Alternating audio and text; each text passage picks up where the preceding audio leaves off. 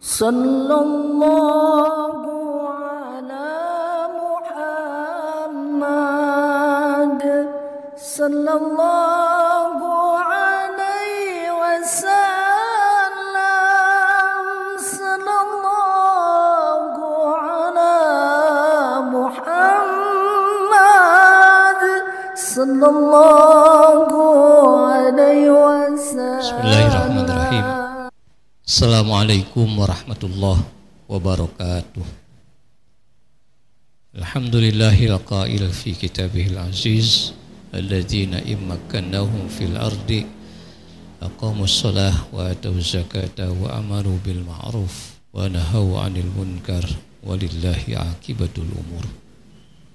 Allahumma shalli ala sayyidina Muhammad wa ala alihi wa sahbihi ajma'in. Subhanaka la ilma lana illa ma'allamtana innaka antal alimul hakim. Rabbana aftah bainana wa baina qaumina bil haqqi wa anta khairul fatihin. Rabbi zidni ilma warzuqni fahma birahmatika ya arhamar rahimin. Hadirin bapak-bapak, ibu-ibu, jamaah Masjid Baitur Ridwan, kaum muslimin wal muslimat rahimakumullah. Di dalam Al-Quranul Karim surat Al-Hajj ayat 41 yang di awal tadi dibacakan, Bismillahirrahmanirrahim, alladzina immakannahum fil ardi aqamus salata wa atuz zakah wa amaru bil ma'ruf wa nahaw 'anil munkar walillahi 'aqibatul umur, yang artinya Allah a'lam bimuradih, yaitu mereka orang-orang mukmin yang jika diberikan kepada mereka kekuasaan di muka bumi, mereka menegakkan salat, menunaikan zakat,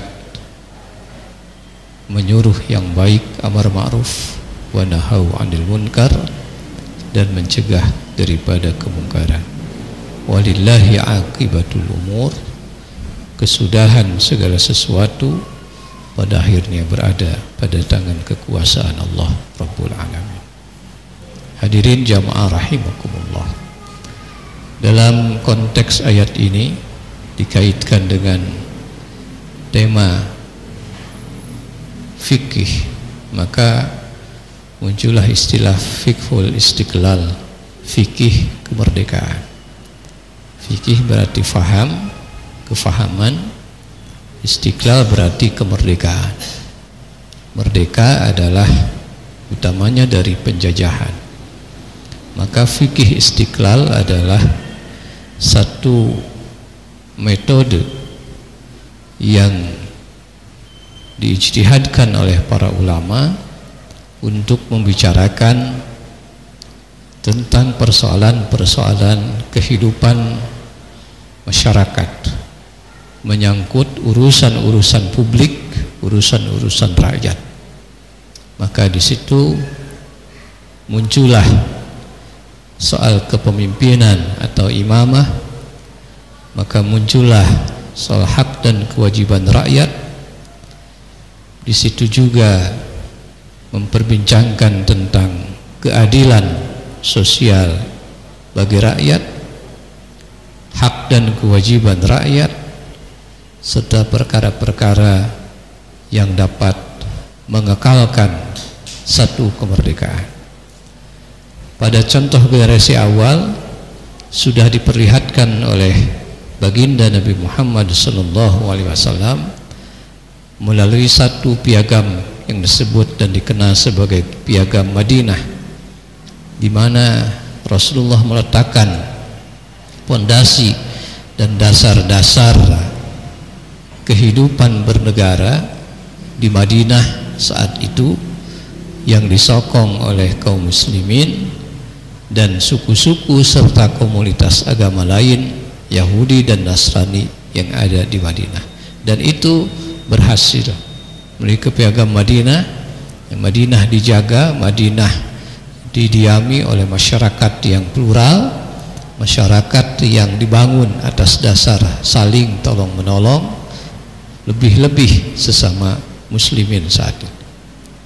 Nah, dalam konteks sekarang, maka fikih kemerdekaan itu, kalau kita melihat kepada kitab Adabud Dunya Waddin Imam Al-Mawardi misalkan, beliau paling tidak sudah menyebut 6 perkara bahwa satu kemerdekaan itu akan mempunyai nilai, akan mempunyai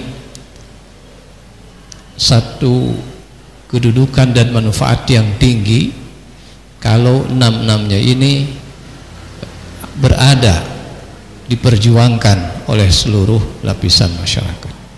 Yang pertama kata beliau, dinun muttaba, agama yang diikuti.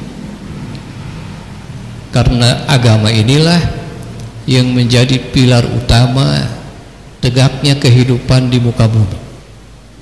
Tidak akan Allah menurunkan para nabi dan rasul, tidak juga mensyariatkan ajaran-ajaran agama di setiap masa nabi dan rasul itu kecuali untuk tegaknya agama, untuk tegaknya tauhid, untuk mengenal kepada sang pencipta Allah Rabbul Alamin. Maka kalau kita memaknai kemerdekaan Indonesia, mau tidak mau kita tidak bisa melepaskan diri daripada petunjuk ilahi yang menghendaki agar agama itu diikuti, difahami, dipegang. Fitratallahi allati fataran nas 'alaiha. Dia tidak bisa dipisahkan dari kejiwaan manusia. Ditunda mungkin bisa ditunda, tapi dipisahkan dengan manusia, dengan jiwa dan raga manusia tidak bisa. Agama adalah unsur terpenting bagi ruhiyah manusia, sehingga dimanapun manusia hidup, dimanapun manusia berada, dia akan mencari air kehidupan, dan air kehidupan itu didapat dari agama. Maka benarlah kalau kemudian para pendiri bangsa mengatakan atas berkat rahmat Allah kemerdekaan itu diraih. Jadi mereka betul-betul menyadari sebagai seorang muslim, sebagai seorang mukmin, para pendiri bangsa itu adalah orang-orang yang bertakwa kepada Allah, melibatkan Allah dalam setiap gerak perjuangan kemerdekaan. Ini yang pertama, dinun muttaba, agama. Dengan agama maka syahwat bisa dikendalikan. Dengan agama maka semangat dikobarkan. Dengan agama maka jihad didengungkan. Bukankah penjajah Belanda itu kalah dengan persenjataan yang lengkapnya, dikalahkan oleh perjuangan rakyat Indonesia yang punya semangat rela berkorban, rela berjihad. Dari mana itu dikobarkan semangat itu, ditumbuhkan semangat itu? Dari nilai-nilai agama. Dengan nilai agama juga maka merasakan kehadiran Allah, merasakan pertolongan-pertolongan Allah. Walaupun perjuangan demikian berat, tapi selalu teringat ala inna nasrallah qarib, bahwa pertolongan Allah itu dekat. Selalu diperjuangkan, selalu diingat dalam hati dan doanya, sehingga perjuangan berhasil. Dengan apa itu? Dengan agama. Karena itu kita tidak bisa mengesampingkan tentang agama ini dalam kehidupan bermasyarakat, berbangsa dan bernegara. Yang kedua,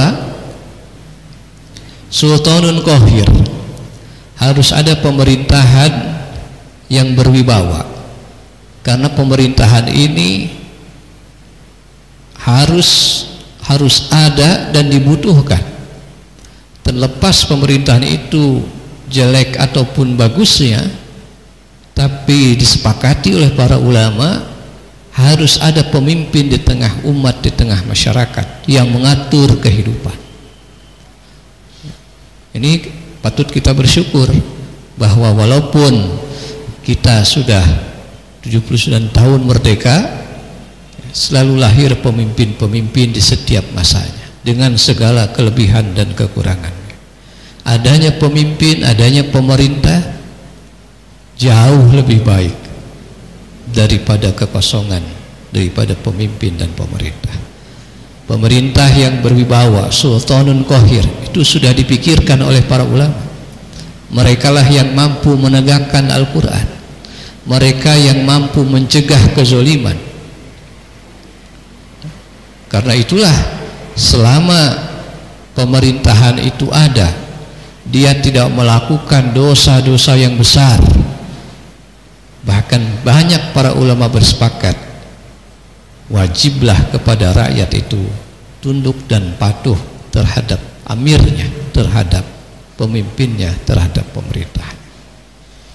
Yang ketiga, satu kemerdekaan bisa kekal kalau adlun syamil, ada keadilan yang menyeluruh di tengah masyarakat. Dengan keadilan maka akan bertambah kemakmuran. Dengan kemakmuran maka rakyat berbahagia, senang. Dan keadilan bisa diwujudkan bermula dari pemerintahnya. Karena rakyat bagaimana yang mengaturnya? Jadi agama, pemerintah itu juga yang menegakkan agama. Pemerintah, pemimpin itu juga yang menegakkan dan memberikan contoh keadilan. Maka kalau sudah pemerintahnya baik, agama bisa tegak. Kalau pemimpinnya baik, agama akan dijadikan landasan berpikir, landasan moral, landasan bergerak.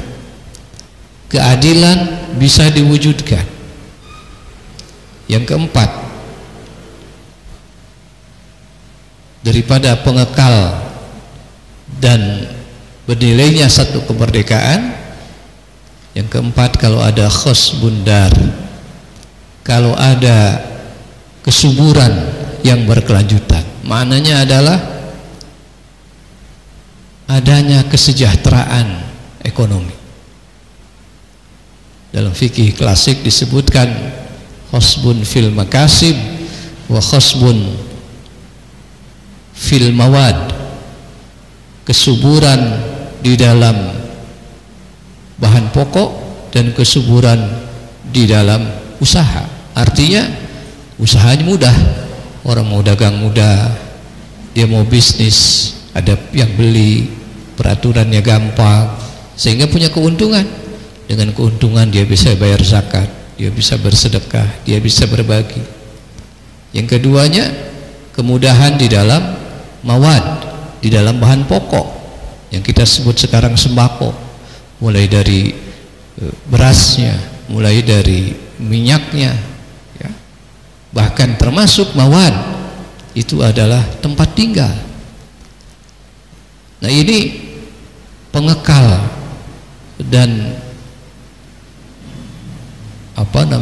pengekal satu kemerdekaan dan menjadikan kemerdekaan itu bernilai di tengah-tengah rakyat. Jadi kalau agama diikut, pemerintahnya baik, keadilannya menyeluruh, kesuburan kesejahteraan ekonominya baik, maka yang kelima, amnun am, maka akan tercipta keamanan. Jadi kalau banyak kejahatan, itu pasti kesuburannya kurang, ekonominya kurang. Bisa juga keadilannya tidak menyeluruh. Artinya apa? Banyak kezalimannya. Jadi keamanan yang kondusif itu akan hadir kalau keadilan ditegakkan, kesuburan dalam arti ekonominya mudah, ekonominya sejahtera, rakyatnya perutnya kenyang, insya Allah. Ini sudah dinukil oleh para ulama sejak dulu oleh Imam Al-Mawardi dalam kitab Adabud Dunya wa Din. Yang keenam kata beliau, amalun fasih,